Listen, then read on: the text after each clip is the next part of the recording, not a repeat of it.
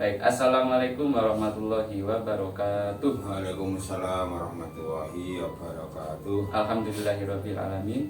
Bersama dengan saya Rizky Syarul Ramadan, mahasiswa program studi S1 PGMI. Pada kesempatan kali ini saya akan mewawancarai salah satu narasumber yang ada di daerah tempat tinggal saya, yaitu di Duren. Adapun narasumber yang saya pilih adalah Bapak Atmar Makhlukin selaku warga lokal dari Duren, Kabupaten Malang. Silakan Bapak bisa memperkenalkan diri. Baik, terima kasih. Assalamualaikum warahmatullahi wabarakatuh. Waalaikumsalam. Bersama Mas Rizky Arul. Nama saya Ahmad Makhlukin, warga lokal. Mengucapkan terima kasih kepada Mas Arul atas waktu yang diberikan kepada saya Sama-sama. mengenai Duren ya sih maksudnya. Ya. Kemudian dari Duren ini apa yang menjadi pertanyaan Anda yang pertama kali? Nah, pertanyaan saya yang pertama adalah gini Bapak, kan kota ini kan bernama Duren. Duren. Nah itu Duren. apa sih asal usulnya nama Duren itu sendiri Pak? Oh ya, Duren itu kalau dari sumber yang pernah saya baca, baik itu di buku catatan sejarah lokal maupun yang sudah diunggah di blog tentang asal usul kota Duren. Duren itu berasal dari kata Turian. Oh, Durian. Turian ya, Iya. Turian. Tulisannya Turian atau Turian gitu, Turian. Ya. Nah, itu tertulis dalam prasasti Turian. Prasasti itu sesuai sumbernya dari prasasti Empu Sendok. Oh, iya. Nah, Empu Sendok peninggalan Mataram kuno. Jadi ditemukan pula tertulis di prasasti tersebut itu tahunnya sekitar 929 Masehi atau sekitar abad 10. Dan itu memang ditemukan di Desa Tanggung tepatnya. Oh, Di Tanggung. Iya. Sekitar 2 kilo dari sini. Dari sini ke menuju ke pasar itu kan 1 kilo. Ya Pasar Duren. Ya, Pasar Duren. Kemudian dari pasar ke arah barat menuju lokasi itu sekitar 1 kilo.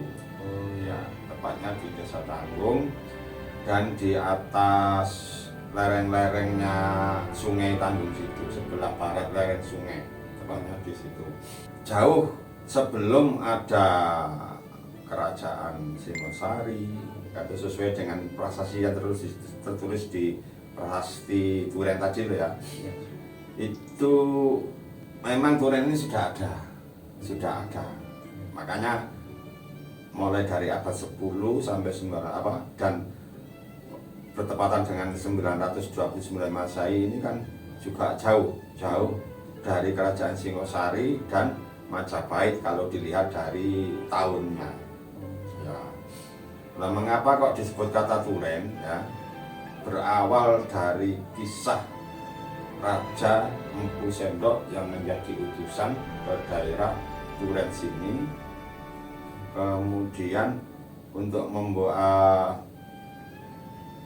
membuat suatu kerajaan medang. Tetapi desa Duren kecil ini desa ampiran atau desa peristirahatan Empu Sendok waktu itu gitu.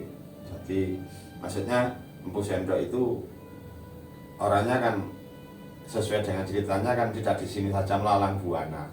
Seorang empu ya, seorang melalang buana kalau zaman dulu itu seperti itu. Iya. Berpindah-pindah. Iya. Berpindah-pindah lah waktu di sini itu membuat suatu prasasti yang akan disampaikan kepada Raja Mataram kuno. Dan prasasti tersebut sampai sekarang masih ada, Mas Arul. Oh, Ada. ya. Ada.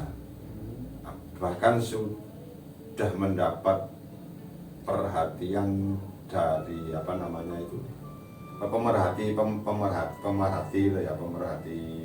peninggalan sejarah itu ya. Oh iya. Ya. Iya. Ketika saya masih kecil itu memang saya sering bermain di sana waktu SD karena antara jalur dari peninggalan prasasti Empu Sendok itu di atasnya memang ada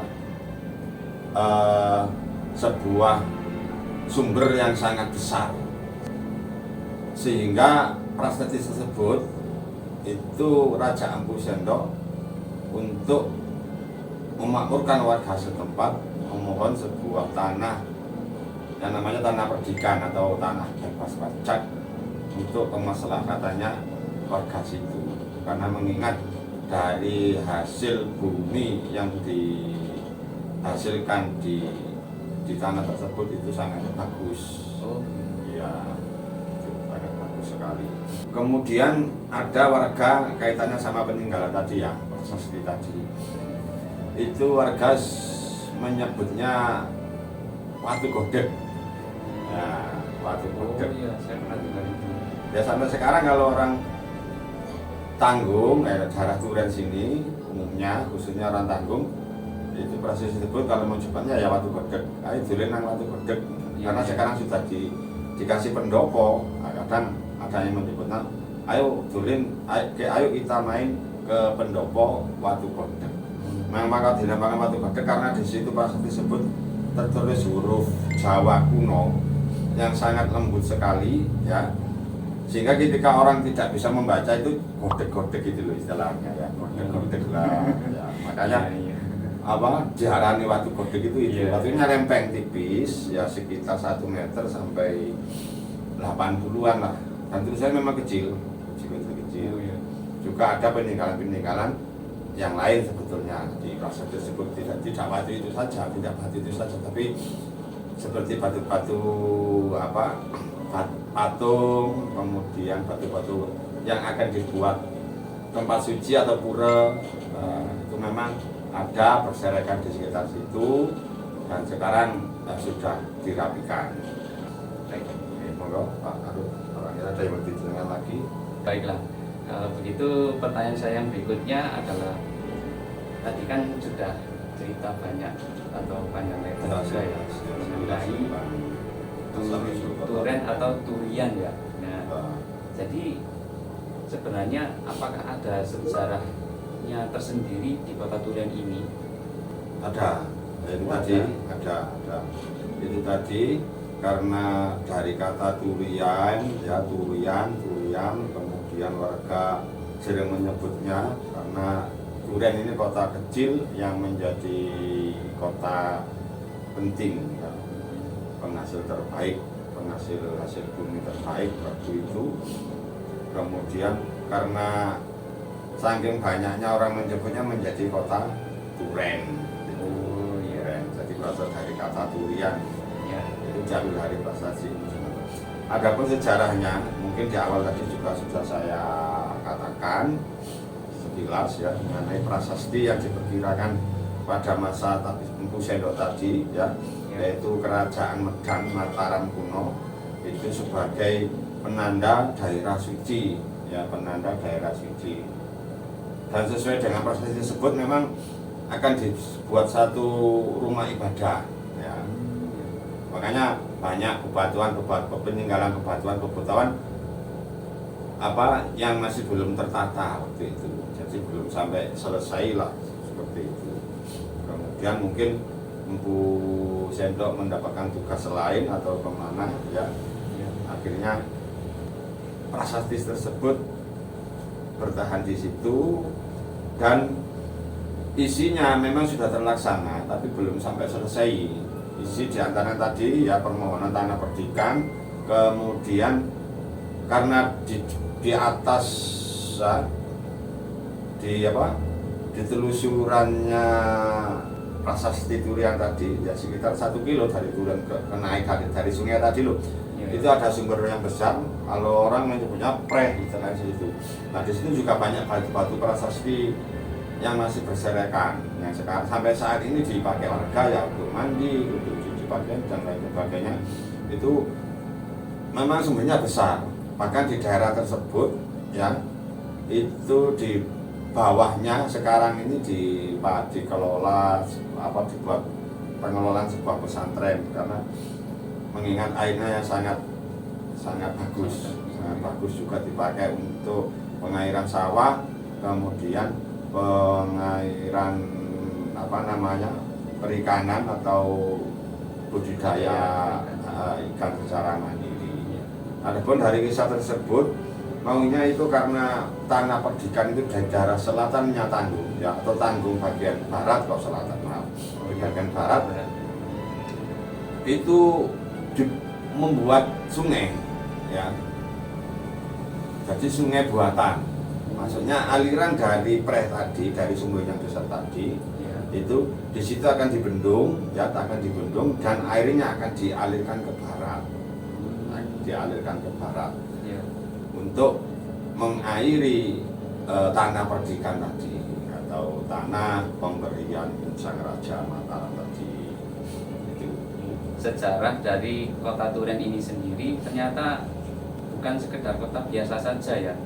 Ternyata ini memiliki kisah atau sejarah tersendiri yang sangat bermakna gitu. Tidak tiba-tiba, kalau istilah Jawanya itu ujuk-ujuk jadi kota atau bagaimana, tidak. Kemudian di Kota Turen ini ada apa saja yang kira-kira menjadi ikon gitu Pak? Di Kota Turen sini itu juga ada peninggalan dari Empu Sendok tadi, tidak di Sitanggung saja, tapi di perempatan Pasar Turen dulu ada sebuah patung Ganesha. Oh dulu ada? Ada patung Ganesha. Patung Ganesha itu ya pada zaman itu, dan sekarang sampai sekarang masih ada. Karena dulu pernah, sesuai berita yang saya ketahui, pernah hilang dan memang nggak ada. Masa kecil saya ada di situ patung Ganesha. Sekarang jadi pos polisi dulu. Nah, itu terus lama nggak ada. Tiba-tiba saya mengetahui sekarang terletaknya di kelurahan. Dan patung tersebut memang terlihat kuno. Ada ukiran, jenis ukiran batu pahatan zaman dulu sama zaman sekarang kan beda ya, karena alat ya, karena alat. Itu jelas patung Ganesha itu menjadi ikon pertama. Kemudian termasuk peninggalan dari prasasti sendiri juga bagian dari ikon. Sisi lain ya, dari ikon tersebut banyak ya. Turen ini karena kota tua ya, sesuai dari peninggalan patung tadi Ganesha. Kota Turen kecil ini juga disebut sebagai kota pendidikan. Kota pendidikan. Mengapa kok disebut sebagai kota pendidikan? Karena wilayah Kecamatan Turen kalau dibanding dengan wilayah kecamatan yang lain, maksudnya di sekitar Kota Turen, kecamatan sekitar Turen, ini yang paling banyak sekolahnya ya di Turen ini. Oh gitu. Ya di Turen ini, di Turen. Sekolah yang tua di situ di dekatnya Utara Pasar. Ya, Utara Pasar itu ada sekolah tua STM ya, STM Turen itu sangat tua. Ya, STM Turen. Kemudian di perempatan Pasar ke timur ini dulu itu terkenal dengan jalan kantor. Sebetulnya jalannya namanya Jalan Ayani.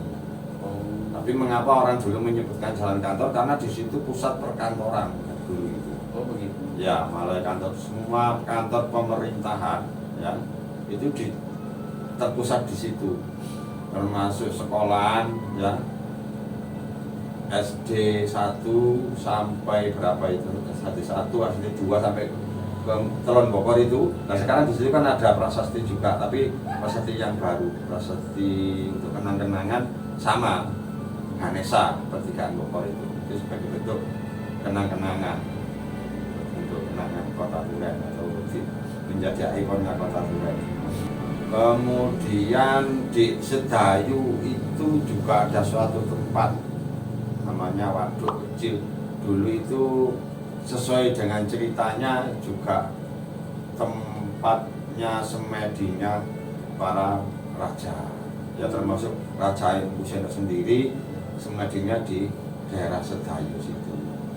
Di antara ikon-ikon Kota Turen, kota kecil Turen, kota kecamatan ini kan ada sebuah ikon yang perlu dibanggakan pula. Jadi apa untuk Kota Turen ini, yakni para seniman itu, teman-teman kita ada yang menciptakan suatu karya tari kolosal.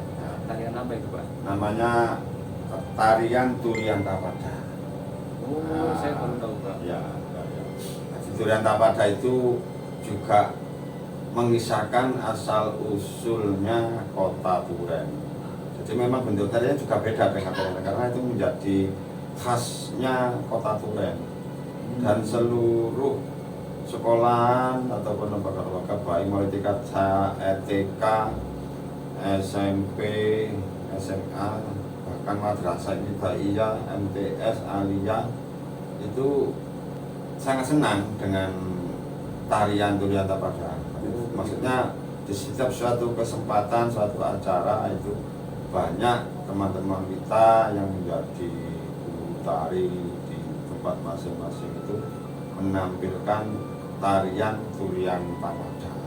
Bahkan di karnaval ya, itu juga banyak yang menyajikan tarian Turian Tapada. Itu ikon yang sangat menarik dan menjadi kebanggaan warga Turen. Nah, itu, ya. Wah, saya jadi penasaran juga itu dengan tarian Turian Tapada. Ya. Jadi saya akan mencarinya nanti ya.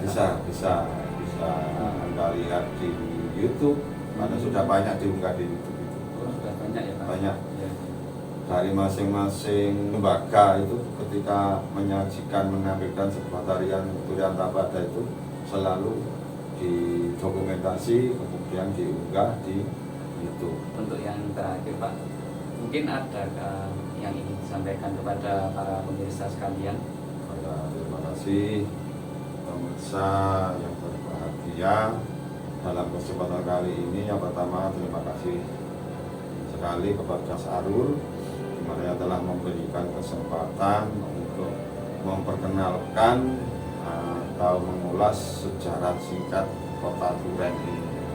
Ya, saya juga Anda, mari kita berbangga dan sangat bersyukur sekali menjadi warga lokal Turen karena mengingat akan sejarah ya, yang dibuktikan dengan situs peninggalan tadi, kemudian dengan adanya ikon-ikon sampai Turen dikenal sebagai kota pendidikan, kemudian ada tarian yang menjadi kebanggaan orang Turen. Ini marilah kita jaga, kita lestarikan tradisi-tradisi baik yang ada di Turen ini sebagai bentuk rasa syukur kepada Tuhan Yang Maha Esa, karena saya, Anda, juga seluruh warga Turen oleh Tuhan diciptakan atau ditakdirkan menjadi warga lokal Turen. Ya. Terima kasih. Baik, sepertinya sudah cukup Pak dari saya. Terima kasih banyak atas waktu dari Bapak karena berkenan untuk diwawancarai. Sama-sama. Dan juga saya pribadi memohon maaf kepada Bapak apabila terdapat salah kata ataupun perbuatan dari saya selama Sama-sama. wawancara ini. Sama-sama. Saya juga mohon maaf apabila penyampaian ini kurang lengkap atau bagaimana, nanti Anda bisa mencari sumber lain atau yang sudah diunggah teman-teman di blog atau asal usul kota Turen. Insya Allah nanti Anda bisa lebih detail lagi untuk mendapatkan informasinya. Ya. Baik, izin saya akhiri terlebih dahulu ya Pak. Ya, terima kasih. Terima kasih yang sudah menonton. Jadi buat para pemirsa jangan sungkan-sungkan untuk berkunjung ke kota Turen ya. Dan sekian dari saya. Wassalamualaikum warahmatullahi wabarakatuh. Waalaikumsalam warahmatullahi wabarakatuh. Terima kasih.